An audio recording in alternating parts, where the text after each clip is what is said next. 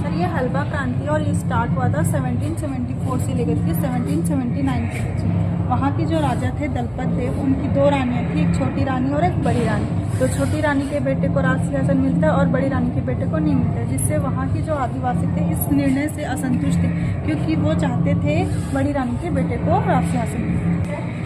हाँ। ये देखिए सर, ये जो है बस्तर का राजमहल जो आप अच्छे से देख रहे हैं। हाँ, हाँ। इसमें होता है जो लाल पोशाक में है, एक पगड़ी अपने बेटे को जो राजपद दे रहे हैं, वो उनका नाम है दलपत देव जी, जो 1774 से 1779 के बीच की कहानी है सर। वो अपने वंश में 12वीं पीढ़ी के राजा हैं दलपत देव जी।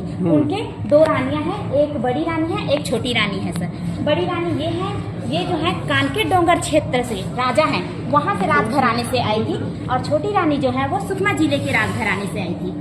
तो बात ये है सर, छोटी रानी के बेटे का जन्म पहले होता है जिनका नाम है दरियादेव, और बड़ी रानी के बेटे का जन्म बाद में होता है जिनका नाम है अजमेर सिंह जी, जो यहाँ पे आप देख रहे हैं। हाँ, हाँ। होता ये है सर, जब राजा बूढ़े होते हैं तो प्रत्येक माँ बाप यही सोचते हैं कि क्यों ना अपने बच्चों को कार्यभार दिया जाए, राजगद्दी दिया जाए। यही सोचकर राजा अपने बड़े बेटे दरियादेव को राजपद दे देते हैं, राजगद्दी पे बैठा देते हैं। और ये है अजमेर सिंह जी, जिनको कानके डोंगर बस्तर क्षेत्र का गवर्नर नियुक्त कर देते हैं। और उस टाइम जितने भी प्रजा थे वो हलवा आदिवासी थे सर। तो होता ये है कि 2 साल तक वो राजगद्दी पे राज करते हैं दरियादेव जी। उसी टाइम यहाँ बस्तर में अकाल पड़ जाते हैं सर, जो यहाँ का पूरा दृश्य है। तो जो दरियादेव जी है ना, वो कूटनीति के राजा थे।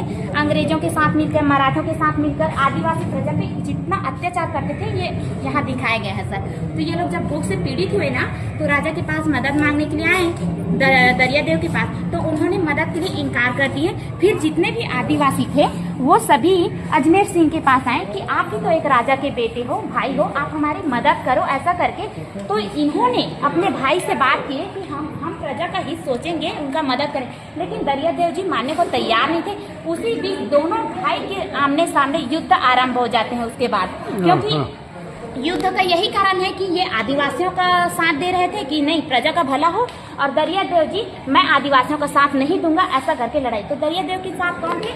ये मराठा लोग और अंग्रेज लोग दरियादेव के साथ थे, और अजमेर सिंह के साथ सिर्फ आदिवासी थे सर, क्योंकि ये गवर्नर थे तो सेना कहाँ से आएंगे। तो जहाँ से उनकी माँ आई थी कानके राजघराना से, तो वहाँ के जब राजा को पता चला कि अजमेर सिंह जी प्रजा के हित के लिए लड़ाई कर रहे हैं, तो वो अपना सेना इन्हें प्रदान कर देते हैं सर, अजमेर सिंह जी को।